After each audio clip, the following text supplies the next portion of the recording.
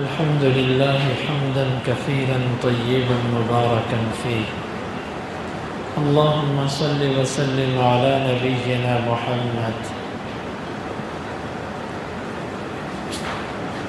نبی کریم صلی اللہ علیہ وسلم نے فرمایا کہ میں فتنوں کو ایسے دیکھ رہا ہوں جیسے بارش کے قطرے. بارش کا قطرہ ہر قطرے کے پیچھے ایک قطرہ ہوتا ہے.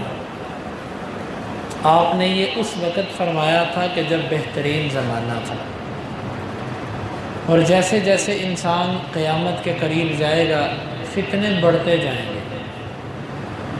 ابھی فتنے اتنے زیادہ ہیں کہ ہم فتنوں کو یہ سمجھ ہی نہیں رہے کہ یہ فتنہ ہے. فتنوں کی کثرت یہاں تک ہمیں لے آئی ہے کہ ہم فتنے کو فتنہ نہیں سمجھ پا رہے. ہمیں یہ بھی پتہ نہیں کہ یہ فتنہ ہے جس میں ہم مبتلا ہیں. ہماری بہت ساری عادتیں، ہماری بہت ساری باتیں، ہماری بہت ساری سوچیں فتنوں پر مبنی ہیں، لیکن ہمیں پتہ نہیں کہ یہ فتنہ ہے. اب فتنہ بعض دفعہ ایسے ہوتا ہے کہ دینی روپ میں، بعض دفعہ دیندار لوگوں سے بھی فتنے نمودار ہوتے ہیں. بعض دفعہ جن لوگوں میں خیر نہیں ہوتی، مسجدیں جو اصلاح کا گھر ہیں، یہاں سے بھی وہ فتنے بیدار کرتے ہیں. نبی کریم صلی اللہ علیہ وسلم ایک دفعہ غزوے سے واپس آ رہے تھے. ایک موقع پر کنویں پراؤ کیا اور آپ نے، مہاجرین نے اپنے غلام کو بھیجا کہ پانی لے کر آؤ. انصار نے اپنے غلام کو بھیجا کہ جاؤ تم پانی لے کر آؤ. وہ جہاں سے پانی لینا تھا وہاں پر دونوں غلام آپس میں لڑ پڑے. مہاجری غلام جو تھا اس نے انصاری غلام کو مارا. اس غلام نے اپنے قوم کے لوگوں کو آواز دی کہ انصار آؤ، اس مہاجری نے میرے اوپر ظلم کیا ہے. اس نے مہاجرین کو آواز دی کہ آؤ، یہ انصاری میرے سے لڑ رہا ہے. ادھر سے مہاجرین آگے، ادھر سے انصار آگے. ان غلاموں کے ہاتھوں لڑائی ہونے لگی تھی. آواز یہ لگی، یا للانصار، او انصار کے لوگوں آ جاؤ، او مہاجرین آ جاؤ. نبی کریم صلی اللہ علیہ وسلم نے اس پکار کو جاہلیت کی پکار قرار دی. اب نے فرمایا میں تمہارے درمیان ہوں اور تم یہ جاہلیت والی آوازیں بلند کرتے ہو. کیونکہ انصار اور مہاجرین کلمات تو برے نہیں ہیں، یہ کلمات تو اللہ نے قرآن میں بطور صفت ذکر کیے ہیں. انصاری ہونا ان کی صفت تھی، مہاجری ہونا ان کی خوبی تھی. لیکن جب انہوں نے ان دونوں خوبیوں کو ایک ایسے کام کے لیے استعمال کرنا چاہا جو اللہ کو پسند نہیں تھا، جس سے تعصب، عصبیت کی فضا قائم ہوتی تھی، اللہ کے نبی نے انہی کلمات کو فتنہ قرار دیا، جاہلیت کی بات کہا کہ یہ جاہلیت کی بات ہے. کسی کو انصاری کہنا جاہلیت کی بات نہیں تھی، مہاجری کہنا فتنے کی بات نہیں تھی، بلکہ ان دو ناموں سے جو ایک فتنہ بپا ہونے والا تھا، آپ نے اس وجہ سے کہا کہ یہ جاہلیت کی پکار ہے. آپ نے اس سے بھی منع کر دیا. آج امت کے اندر خاص طور پر وہ لوگ جو سوشل میڈیا کے ساتھ اٹیچ ہوتے ہیں، یہ نئے فتنوں کے اندر مبتلا رہتے ہیں. وہ لوگ جو دین مسجدوں سے سیکھتے ہیں، یہ قدر محفوظ ہیں ان لوگوں کی بنسبت جو سوشل میڈیا سے دین لیتے ہیں، جنہوں نے ہر آنے والے مولوی کو سننا ہے، ہر آنے والی پوسٹ کو دیکھنا ہے، اور ہر سوشل میڈیا کی گھومنے والی حدیث کو دیکھنا ہے. وہ لوگ بہت فتنوں میں مبتلا رہتے ہیں. ابھی ایک نیا فتنہ جو سر اٹھا رہا ہے وہ یہ ایک نئی تقسیم آ گئی امت کے اندر کہ جی تم یزیدی اور ہم حسینی، تم یزیدی ہو ہم حسینی ہیں. کیا مطلب؟ کہ جی ہمیں حسین رضی اللہ عنہ سے محبت ہے لہٰذا ہم اپنے آپ کو حسینی کہلوائیں گے، اور تم یزید کو گالیاں نہیں دیتے، تم اپنے آپ کو یزیدی کہو، یا تو یزید کو گالیاں دو تو یا اپنے آپ کو یزیدی کہو۔ دیکھیں یزید کا معاملہ، اس کے بارے میں ہم نے 12 مرتبہ یہ بات عرض کی کہ یزید اللہ کے پاس جا چکا ہے، یزید کا معاملہ اللہ کے پاس ہے، میں قاضی اور جج نہیں ہوں، اللہ تعالیٰ نے مجھے اس کا پابند نہیں کیا، وہ اللہ کو جواب دہ ہے اس نے جو کیا۔ اگر وہ کسی جرم کے اندر مبتلا تھا تو اس کا معاملہ اللہ کے ساتھ، اللہ اس کو سزا دے چاہے معاف کرے، وہ رب ہے، اس کی مرضی، کیونکہ اللہ تعالیٰ نے فرمایا میں شرک کو معاف نہیں کروں گا، اس کے علاوہ جس گناہ کو میں چاہوں میں معاف کر دوں۔ اب اگر تو آپ اللہ پر بھی حاکم بنتے ہو کہ نہیں اللہ اسے معاف نہیں کرے گا یزید کو، تو ٹھیک ہے، تم جانو اور تمہارا رب جانے۔ میرا تو یہ عقیدہ ہے کہ جس نے شرک نہیں کیا اس کا معاملہ اللہ تعالیٰ چاہے تو ویسے ہی سزا دیے معاف کر دے، چاہے اس کو سزا دے۔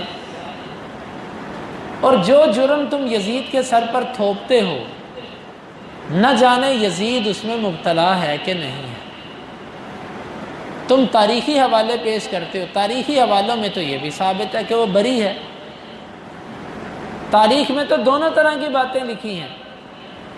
بہرحال یزید نے اگر کچھ برا کیا تو وہ اس کا جواب اللہ کو دے۔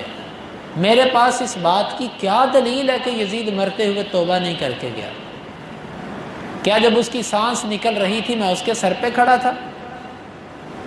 جب ملک الموت نے اس کی روح نکالی تھی میں نے اس سے پوچھ لیا تھا کہ اس نے توبہ تو نہیں نہ کی؟ مجھے کیا حق ٹھہرتا ہے؟ ایک بندہ آج سے 1400 سال پہلے، تقریباً 1400 سال پہلے گزر چکا ہے، میں آج بھی اس کو محاذ آرائی بنائے پھروں، کہوں کہ اس کو گالیاں دو، اس کو بے ایمان کہو، اس کو مرتد کہو، اس کو ایسے کہو ویسے کہو، نہیں تو تم یزیدی ہو اور میں حسینی ہوں۔ یہ فتنہ ہے، فتنہ۔ اور اللہ تعالیٰ جب کسی بندے سے ناراض ہوتا ہے تو اللہ اس کو فتنوں میں ڈال دیتا ہے۔ آپ دیکھیے کہ حسین رضی اللہ عنہ کے جو بیٹے تھے، جو ان کے نواسے تھے، جو ان کی آل اولاد تھی، انہوں نے تو یزید کے گھرانے سے رشتے کیے۔ بعد میں یزید کے گھروں میں ان کی بیٹیاں گئیں، ان کے بچوں سے ان کی بیٹیوں کی شادیاں ہوئیں، ان کی بیٹیاں ان کے گھر پہ آئیں۔ اگر کسی بندے کی آنکھیں ہیں تو وہ تاریخ پڑھنی جانتا ہے تو وہ دیکھے کیا واقعہ کربلا کے بعد انہوں نے آپس میں رشتہ داریاں قائم نہیں کی، ایک دوسرے کو رشتے لیے دیے نہیں گئے؟ کیا یہ سب جبرن ہوا تھا؟ وہ تو آپس میں رشتہ داریاں کرتے تھے، آپس میں ملتے تھے۔ انہوں نے تو ایسی کوئی تقسیم نہیں کی کہ اہل بیت نے کہا ہو کہ آج کے بعد ہم حسینی ہیں، ہم حسینی ہیں، اپنے نام کے ساتھ یہ نسبت لگا لی۔ یہ دیکھیں کہ جب انہوں نے ایک کام نہیں کیا تو آج کے فتنہ پرور لوگوں کو یہ کام اٹھانے کی کیا ضرورت ہے؟ بلکہ نبی کریم صلی اللہ علیہ وسلم کی حدیث کا غلط معنی کرنا، اس میں تحریف کرنا کہ اللہ کے نبی نے فرمایا، مفہوماً حدیث ہے یہ، انا من الحسین والحسین منی او کما قال، اللہ کے نبی نے فرمایا حسین میرے سے ہے، آگے سے یہ کہنا کہ جی اللہ کے نبی نے کہا ہے میں حسینی ہوں، اللہ کے نبی نے کہا ہے میں حسینی ہوں، تم بھی اپنے آپ کو حسینی کہو۔ یہی کام اگر کوئی اور کرے تو ہم اس کو کہتے ہیں حدیث کے اندر تحریف کر دی، اس نے حدیث کا معنی بدل کے رکھ دیا۔ اور یہی کام اگر کوئی اپنے آپ کو اہل توحید کہلوا کر کرے تو کیا اس کے لیے یہ تحریف نہیں ہے؟ اللہ کے نبی صلی اللہ علیہ وسلم نے جلیبیب رضی اللہ عنہ ایک صحابی تھے، ان کے بارے میں کہا کہ وہ میرے سے ہے، تو کل کو کوئی اٹھ کے کہنا شروع کر دی جی جلیبیبی نسبت رکھو۔ اللہ کے نبی نے جلیبیب رضی اللہ عنہ کو کہا تھا کہ یہ مجھ سے ہے۔ اسی طرح اپنے انصار کے بارے میں کہا تھا، الانصار، میں انصار سے ہوں اور انصار مجھ سے ہیں۔ اب کوئی یہ کہنا شروع کر دے اپنے نام کے ساتھ انصاری نسبت لگاؤ کیونکہ اللہ کے نبی نے کہا میں انصاری ہوں، تو میرے بھائیوں، میرے دوستو، سوشل میڈیا سے دین مت لیں۔